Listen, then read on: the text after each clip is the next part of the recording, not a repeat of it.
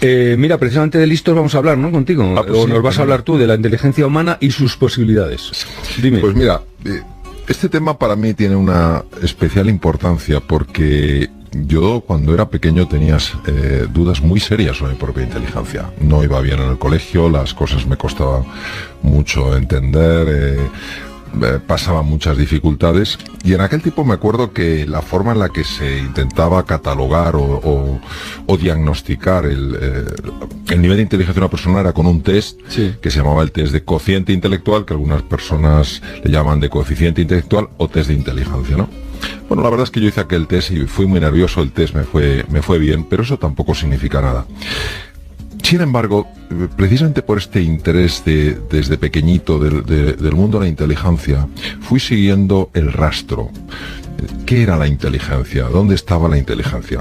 Y este rastro a lo largo de los años me llevó junto a una persona que vive en Cambridge, enfrente de Boston, en Massachusetts, y este hombre es el profesor Howard Gardner, y se hizo la misma pregunta que yo. Lo que pasa es que dedicó toda su vida a investigar y descubrió que no hay una inteligencia, que hay 8 tipos de inteligencia.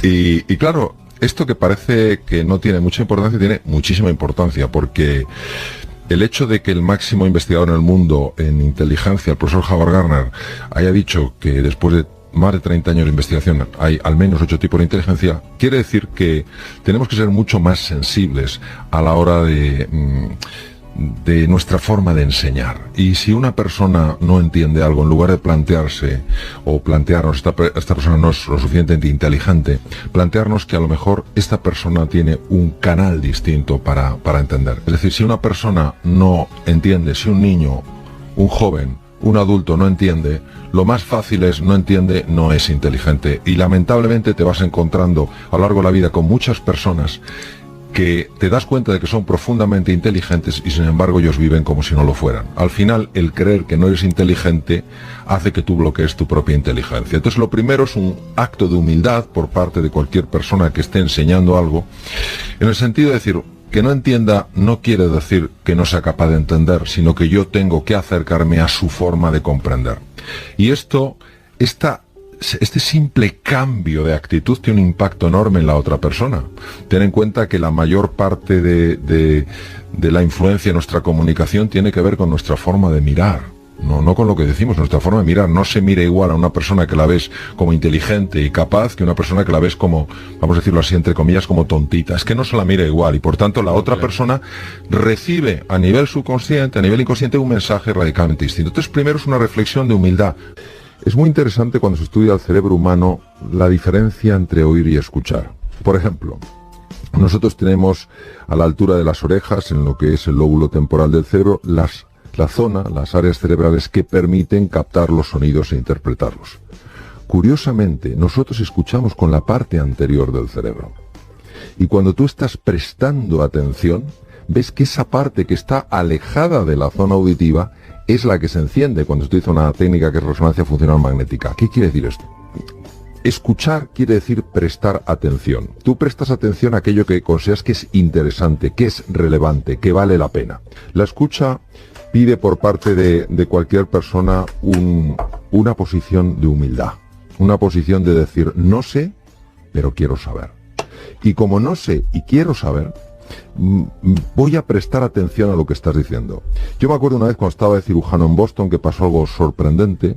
Había un chico adolescente que estaba ingresado por una septicemia, es una infección de la sangre, en este caso por bacterias, y estaba en una situación muy crítica. Estaba con un ventilador, o sea, con un respirador, estaba con soporte cardíaco, estaba fallando el riñón, y habían encontrado una bacteria en la sangre que se llama una borrelia, le estaban tratando con el antibiótico, pero el chico no mejoraba porque no sabían de dónde venía la infección. Este hospital tenía absolutamente todo, estaba como digo en Boston, tenía de todo, le habían hecho de todo y no encontraban nada. Y una vez el catedrático de la universidad, el jefe de departamento, se pasó por la UBI médica para ver a este chico, y dentro del corrillo que suele acompañar el pase de visita de estas personas que son referencias mundiales en su campo, había un chico que acababa prácticamente de entrar en el hospital, que era un interno, ni siquiera estaba haciendo la especialidad, estaba rotando por los distintos servicios, y Y nada, revisaron la historia del chico, del enfermo, había ingresado con fiebre, en estado de shock, pues prácticamente con estado de alteración de la conciencia, y entonces este jovencito, este interno, estaba escuchando por primera vez la historia de este enfermo. Y entonces, cuando terminaron el médico responsable del...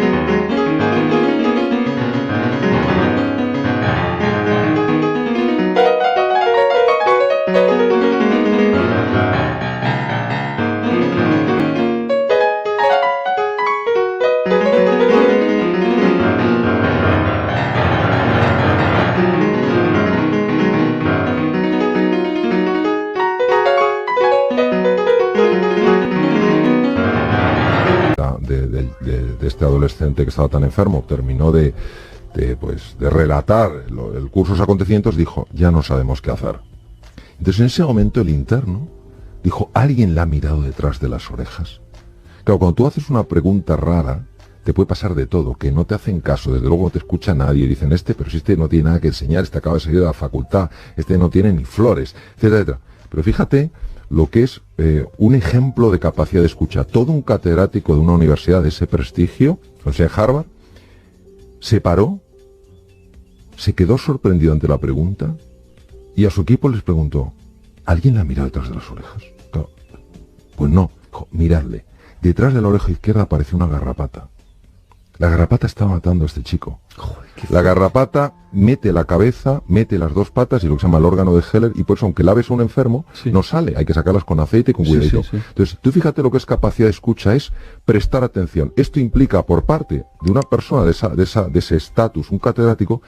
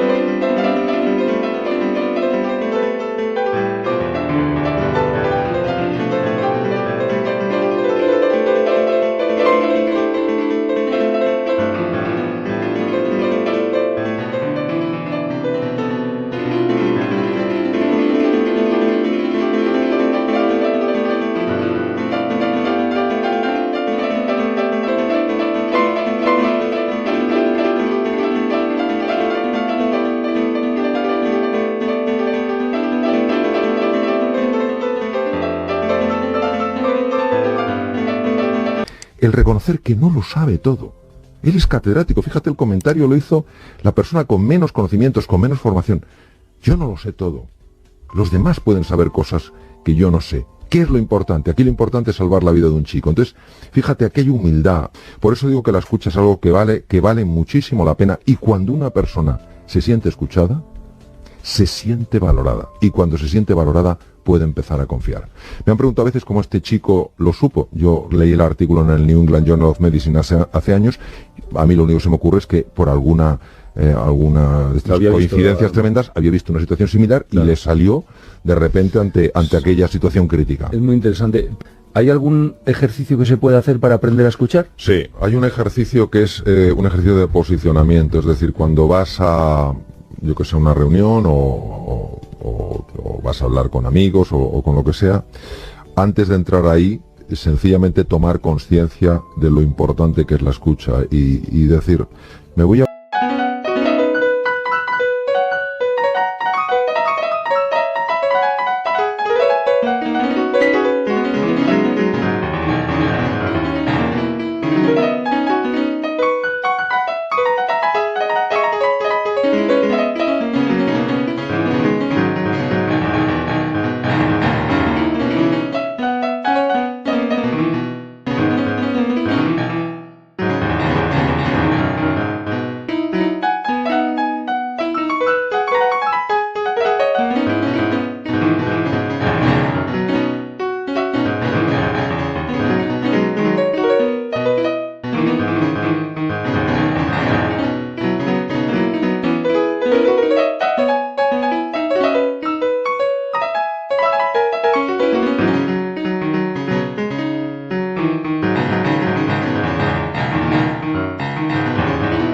posicionar como aquella persona que se abre a la capacidad de ser sorprendida, como una persona que se abre al asombro, una persona que se abre al descubrimiento. Esto yo le llamo mentalidad científica.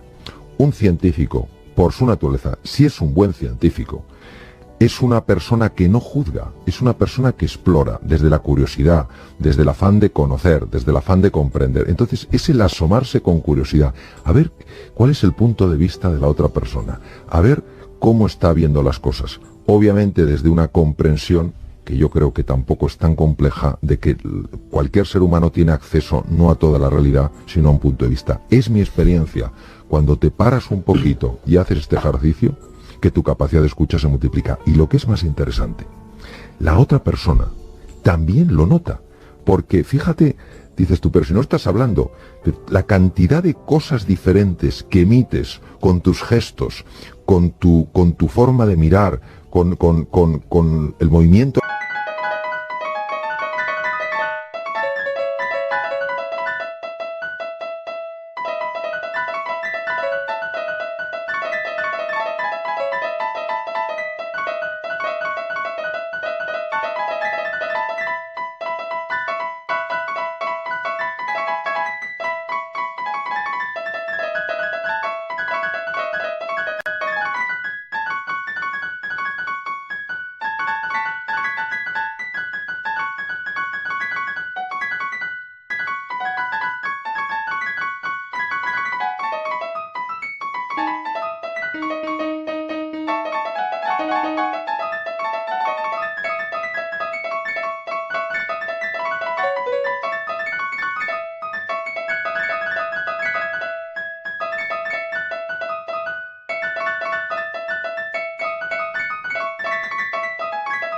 Las manos cuando tú estás de verdad interesado en una persona o cuando simplemente estás ahí aguantando el tipo, como decías tú, para esperar enseguida tu turno para hablar. La otra persona lo capta y desde que se descubrieron las neuronas espejo capaces de leer eso, ya sabemos que hay una conversación que no sabemos que está teniendo lugar, pero que es la más importante. Por eso, cuando alguien se siente profundamente escuchado, también se siente comprendido. Tú sabes el efecto terapéutico, el efecto sanador de que alguien se sienta comprendido. Posiblemente una de las razones por las cuales, y esto es importantísimo en el sector de las ciencias de la salud, lo importante que es escuchar al enfermo y por supuesto en todos los otros sectores, pero es verdad lo que dices, cuando una persona se siente escuchada, se siente valorada. Hay muchas personas que a lo largo de su vida pues no han tenido la fortuna de que nadie les diga lo mucho que valen. Y cuando alguien sencillamente no es que se lo diga, les está demostrando que valen porque les está prestando atención. Hace no mucho he estado con una persona, esto fue en Estados Unidos, y esta persona pasa un tiempo con Clinton, con el presidente Clinton. Entonces, cuando era presidente, estuvo en la Casa Blanca y me lo ponía como ejemplo de escucha. Estuvo 1 hora y media con él hablando. Dijo, ¿te puedes creer? Me decía un grupo de personas, ¿os podéis creer que incluso buscaba el vaso de agua a tientas para no dejar de mirarme? Y decía esta persona, nunca he visto a nadie escuchar de esta manera. Claro, que alguien te mire así, le dé tanta importancia a estar presente, en este caso siendo el presidente de un país como Estados Unidos, que hasta el vaso lo busque a tientas, te habla de algo muy especial. Entonces que cada uno, entiendo, lo practique en su esfera, con las personas al lado, pero de verdad es una de las capacidades, al menos desde mi experiencia, que más vale la pena practicar por los efectos brutales que tiene. Efectos muy positivos en la otra persona y en uno mismo.